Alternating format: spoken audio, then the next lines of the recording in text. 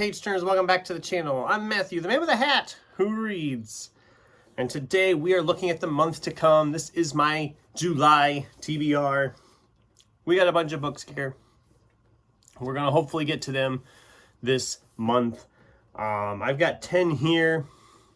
There will probably be some carryovers from June, but it isn't the end of June yet, so I don't know exactly what those are going to be, but I will talk about them in my June wrap-up, whatever I don't get finished, and I'll say that they're going to be the July reads as well, but let's dive on into them. So let's start with our rereads. We've been rereading Michael Crichton quite a bit this year, and we are up to The Lost World. I have not read this one since I read it the first time years ago, so it'll be fun to go back to this one and revisit it. My revisit of Jurassic Park was a lot of fun. I'm excited to dive into this one as well. I really should invest in a nicer copy of these two, because this copy is also getting pretty beat up, but it wasn't new when I got it either, so it is what it is. I think I will enjoy rereading this. I loved rereading Jurassic Park. I think I will have a fun time with this one as well. This one wasn't originally in my plans to reread, these next two, but I'm wanting to finally finish reading this series. Years ago, one of the first... Well, this one I read this, and this was first mentioned towards the end of my end of the year review, right after I started the channel. This is Robert Rapinoe's Mort. I've said this is kind of like if Stephen King wrote Animal Farm on a global scale, where animals take over the world because does these ants uprise and kill all the humans? It's kind of really bizarre, and I remember really enjoying it. But I read this, and I read the novella follow-up, Cul-de-sac, but I never got back to the rest of the trilogy, books 2 and 3. Well, I'm finally going to be tackling book 2, Dark, and book 3, Malefactor. So this is going to be a big chunk of my reading month right here, this whole series. Like I said, it'll be a reread for Mort, but I've never read books 2 and 3, so I'm excited to dive into that and finally wrap up that series. We'll see. Hopefully it lives up to the hype I'm putting on it, because like I said, I loved the first book. I'm hoping books 2 and 3 are good as well. Maybe I'll do a review of like the whole series when I get it finished later on. That's definitely going to happen. I'm going to try to really focus and get that trilogy read in July. We've also been rereading a lot of Dan Brown. I reread Angels and Demons, and it was still great. I still love that book a lot. Even though I know it's not a great book, I have a lot of fun with it. I reread Da Vinci Code, and my feelings were very similar there. It's not a great novel. I didn't have as much fun as I do with Angels and Demons, but it's fun enough. I enjoy it enough. I'm currently in the process of rereading The Lost Symbol, and I am not enjoying myself at all, really. I feel like we're just slogging along. I'm like 200 pages in, I still have like 400 pages to go, and I'm just like, oh my God, come on. So I have a feeling when I get finished with that book isn't going to stay in my collection with the other two. And this being the newest one, I've never read this one, of course, but this is The Secret of Secrets.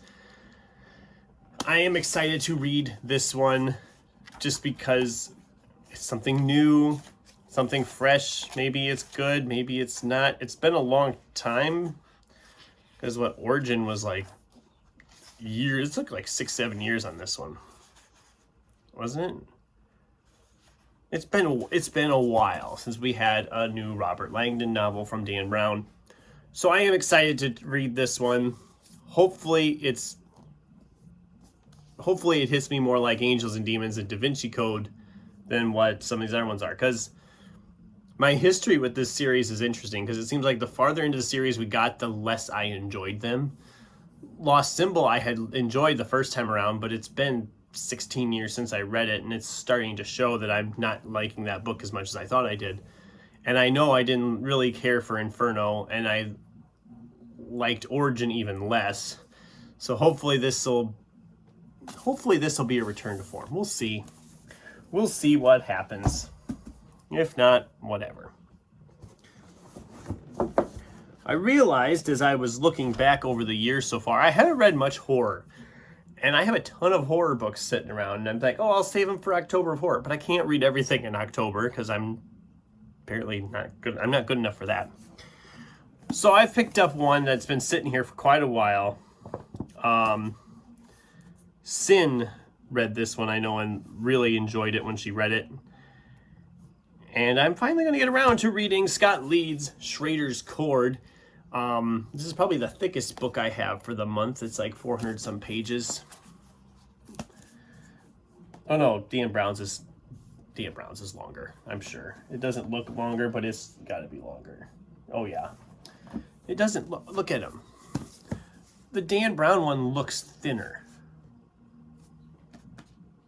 than the Scott Leeds one, but the Scott Leeds one is shorter than the Dan Brown one. Who knows? Paper width, I guess. I don't know. Anyway, this is like creepy music, if I remember right.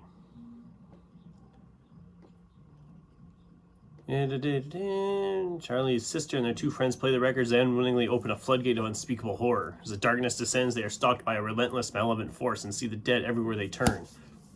Okay. I'm hoping I enjoy this one. We'll see what happens. Again, sounds like a fun horror novel. I need to read more horror, and I need to read more sci-fi. I'm getting like I said, I'm getting a ton of that kind of stuff piled up, and I'm like, oh, I'll save it for this month. Well, I can't save it all for 1 month. And I need to get better about spreading this stuff around a little bit. I've been reading a lot of fantasy because that's what I had a lot of. And as you know, I'm trying to get some of them that have been sitting around a while. Schrader's Chord's been sitting here a while. We have Greg Hurwitz. I love his Orphan X series, and this is the most recent one in mass market paperback.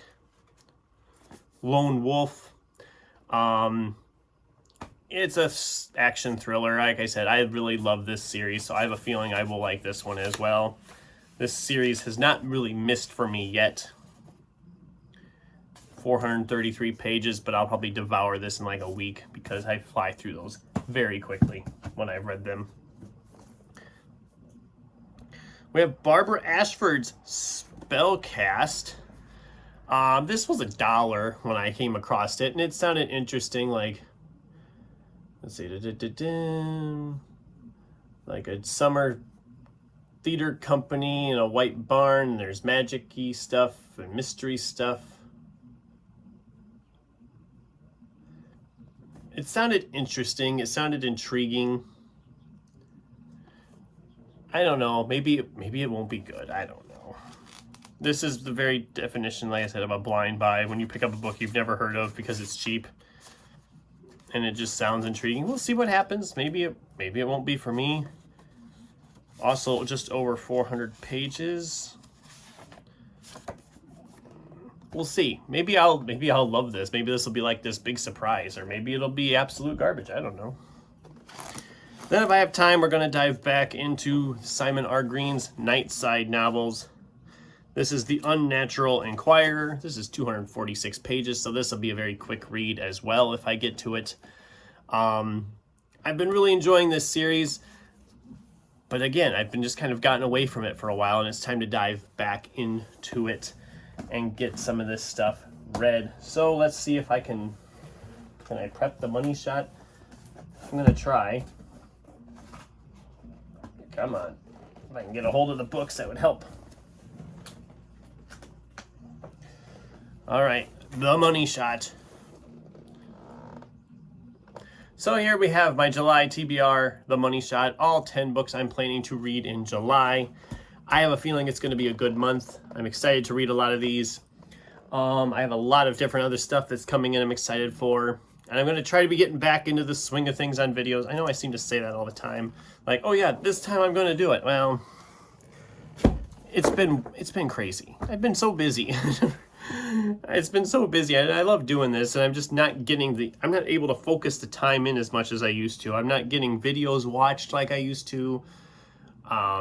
I'm not getting videos made like I used to. Even my reading has suffered, but we're doing okay. My goal was to hit 100 books this year, and that means I needed 50 done by the end of June. As you can see behind me, I'm at 48 right now, so that 50 book goal should be easily achievable.